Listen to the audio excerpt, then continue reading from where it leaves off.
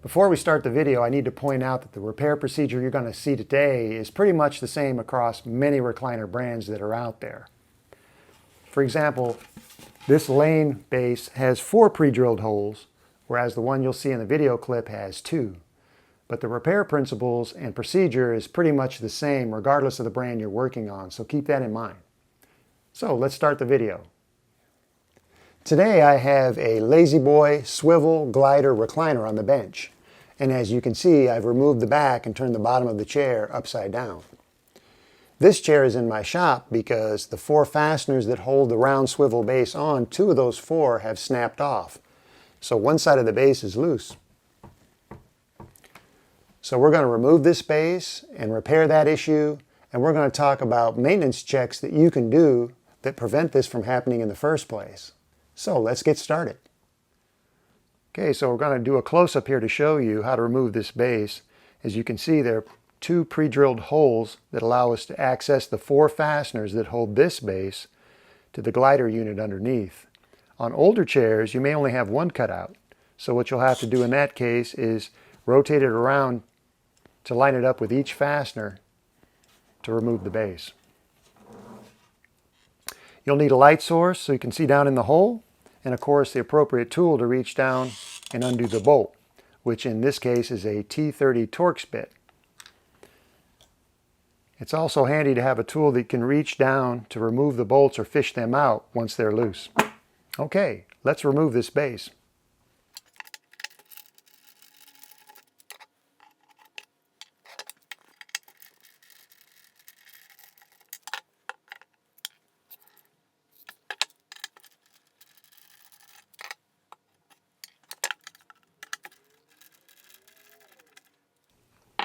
Okay, so there are our 4 fasteners.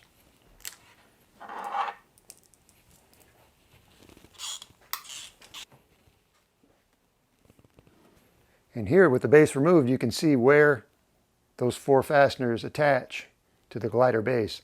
These 4 plastic washers are used to try to help quiet noise.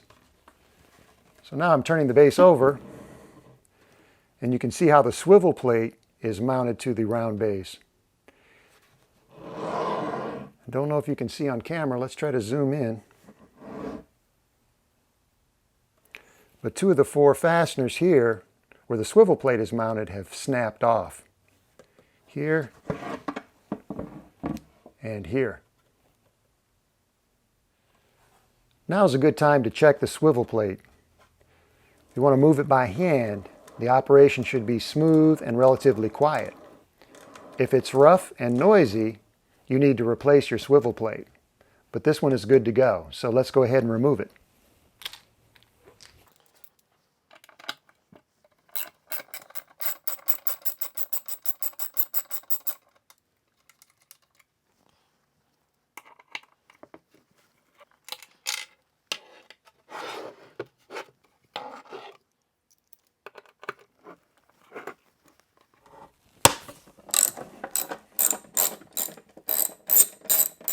That one's a little tight, which is a good thing.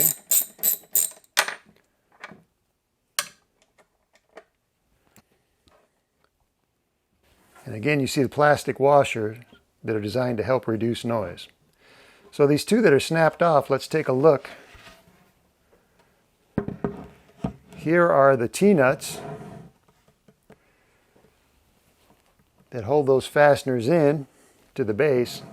And as you can see, there's just a little bit protruding. Let's zoom in a little here. There's just a little bit sticking up. So I'm going to see if I can grab that with some pliers, and if we can spin them out, we won't have to order a new base or new T-nuts. You want to use any tools that you have that have a good grip at the end of the jaw near the tip. I've got a small pair of vice grips here I'm going to try.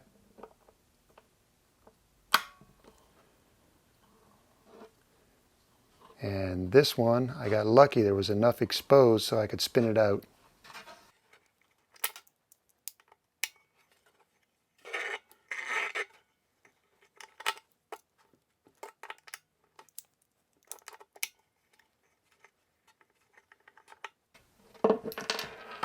Okay, there's the rest of the broken fastener. Let's try the other one. Let's try some needle nose pliers maybe. Yeah, it's turning.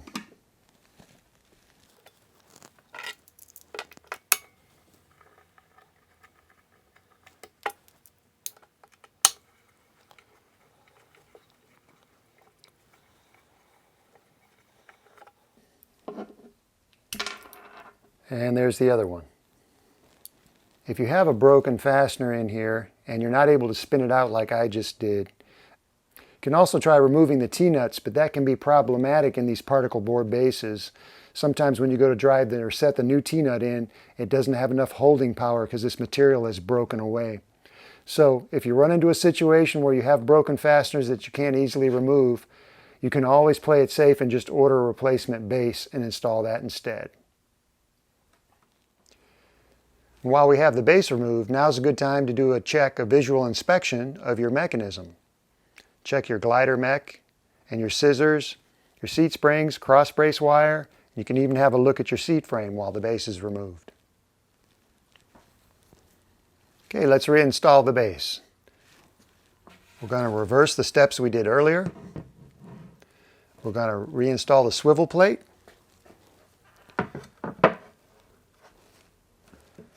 So let's line it up with the holes.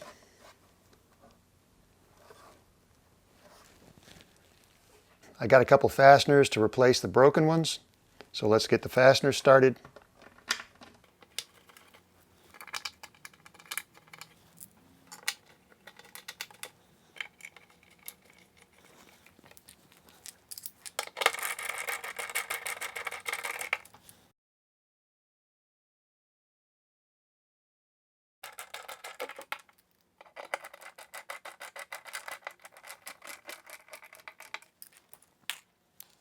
Now you can just get them good and tight on your own, like I am, or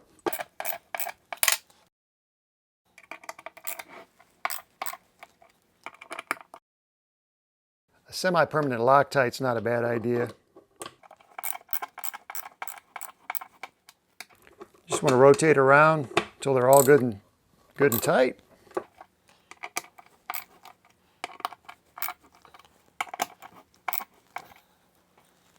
Okay, so the swivel plate goes on first, then we turn it over. And now we're going to use the holes in our base to line up with two of the plastic washers. And we need our 4 base bolts. Same procedure, get the bolts started and run the heads down.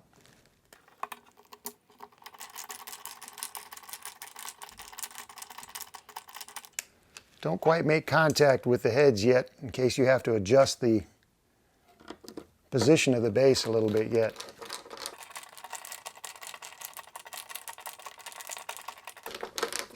Okay, let's rotate it around.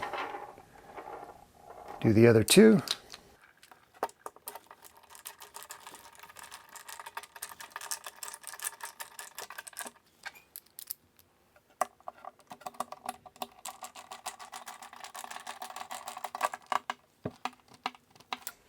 All right, once you have them all in, you can start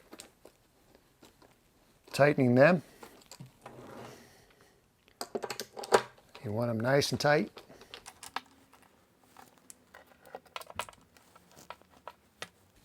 Okay. Just grab a tool where I can add a little bit of torque.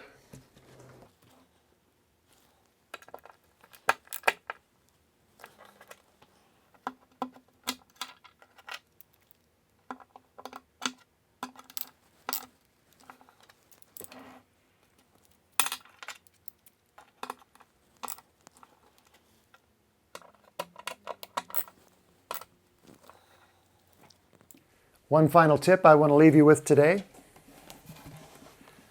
Some cases you may find a swivel plate that's not mounted directly to the base, but rather there'll be spacers, or in this case a wooden block, between the two. The purpose of this is to raise the chair a little bit and give it a higher seat height to accommodate people that have longer legs. So if you're in the market for a swivel recliner and you're going to be shopping for one, keep that in mind. Add it to the list of tips that you'll find in the video, How to Buy the Right Recliner. All right, let's wrap things up. So if you have a swivel recliner like this one, and you're feeling something loose underneath the chair, or you just want to do a maintenance check, be sure to check those fasteners that hold the swivel plate to the base and the base to the rest of the chair. And remember, when you remove the base, that's a great time to do an inspection of the mechanism and the seat springs as well.